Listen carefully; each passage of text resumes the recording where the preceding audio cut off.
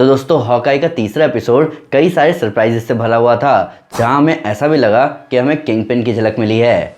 ये episode surprises से भरा हुआ था। यहाँ इको की बैक स्टोरी हमें दिखाई गई, क्लिंट का पार्शियली डेफ होना उसे कितना अफेक्ट कर रहा है ये दिखाया गया, और पिम पार्टिकल्स वाले एरो ने तो हमें हैरान करके रख दिया। हालांकि हमारा ध्यान सबसे ज़्यादा गया माया के अंकल पर, जो कि ऐसा लग रहा है कि किंगपिन है, पर अभी सीरीज में कंफर्म नहीं हुआ।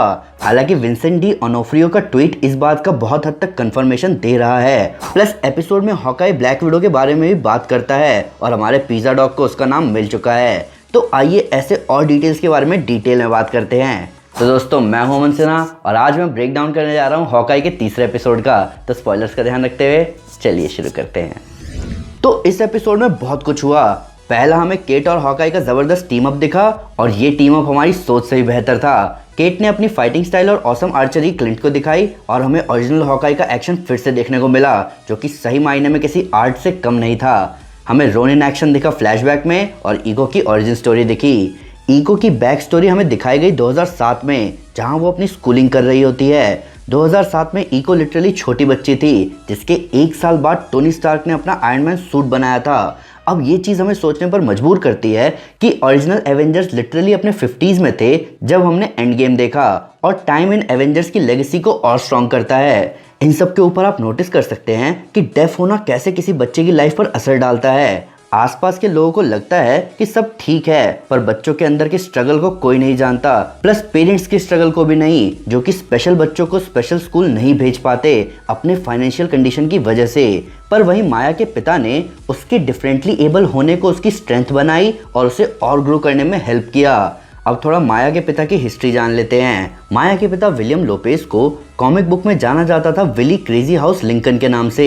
वो काम करते थे किंगपिन के लिए, जहां उनका काम था किंगपिन के लिए अंडरग्राउंड क्रिमिनल ऑर्गेनाइजेशन चलाना, और ऐसा लग रहा है कि सीरीज में भी यही हो रहा है। और मोस्ट प्रोबेबली जो माया के बड़े से अंकल हमें दिख रहे थे वो विल्सन फिस्क यानी कि किंगपिन है। हमें विंसेंट डी ऑनोफ्रियो ऐसे ही ब्लैक सूट में डेयरडेविल सीजन 1 में दिखे थे। कॉमिक्स में माया के पिता के मरने के बाद किंगपिन ने माया को अडॉप्ट किया और उसकी पढ़ाई करवाई। प्लस विलियम मरते वक्त अपने हाथ के छाप माया के मुंह पर छोड़ जाता है।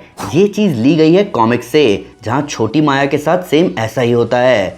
इन सब के ऊपर अगर माया शैंग-ची से मिलेगी और उसे ड्रैगन के बारे में पता चलेगा तो उसके तो होश ही उड़ जाएंगे।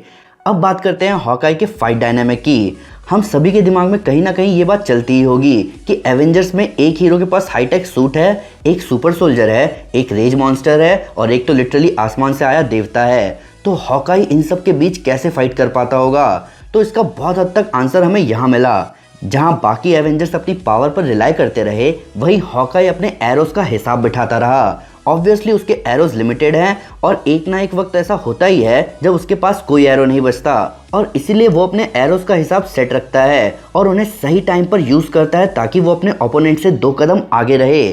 तो इसीलिए ऐसी डिज्नी प्लस सीरीज इंपॉर्टेंट है, जो कि हमें हीरोज की स्ट्रगल के और करीब लाते हैं। ये मोमेंट्स ही नताशा और क्लिंट जैसे सुपर हीरोज को लेकर हमारी रिस्पेक्ट बढ़ा देते हैं। हमें हॉकाई के एरोज भी और पास से दिखे, जहां हमारा ध्यान खींचा पिम एरो ने। उससे भी ज़्यादा हमारा ध्यान खींचा एरो पर लिखे हुए पिम ने। आई मीन हैंक पिम अपनी ब्रांडिंग को लेकर इतना सीरियस हैं कि वो एरो पर अपना नाम लिखेंगे। ये बहुत अजीब बात है, पर ये एरो था बहुत ऑसम। इस सीन ने हमें सिविल वॉर की याद दिला दी, जहां एंटमैन क्लिंट के एरो से निकलकर आयरन मैन के सूट में घुस जाता है। बात करें यूएसबी एरो की, तो बेशक ये एरो यहाँ डिस्ट्रैक्शन के लिए यूज़ किया गया हो, पर हमें पता है कि ये एरो कितना काम का साबित हुआ था व्हाट इफ सीरीज में। एपिसोड में केट हॉकाई की ब्रांडिंग इंप्रूव करने के लिए उसके लिए जो सूट ड्रॉ करती है वो कॉमिक्स में क्लिंट का रेट्रो कॉस्ट्यूम है, जो कि हम फैंस भी चाहेंगे कि मूवीज या टीवी सीरीज में हमें ज़रूर दिखे। हमें वांडा विजन अपने रेट्रो कॉस्ट्यूम में दिख चुके हैं, हमने कैप को अपने रेट्रो कॉस्ट्यूम में देखा है, तो हॉकाई क्यों नहीं? प्लस केट कहीं ना कहीं हॉकाई की ब्रांडिंग को लेकर सही है। क्लिंट एक रोल मॉडल है और लोगों को उसके बारे में तभी पता चलेगा जब वो खुद को सबके सामने लाएगा। कहीं ना कहीं ऐसा लग रहा है कि सीरीज के एंड में इस ब्रांडिंग की प्रॉब्लम भी सॉल्व हो जाएगी।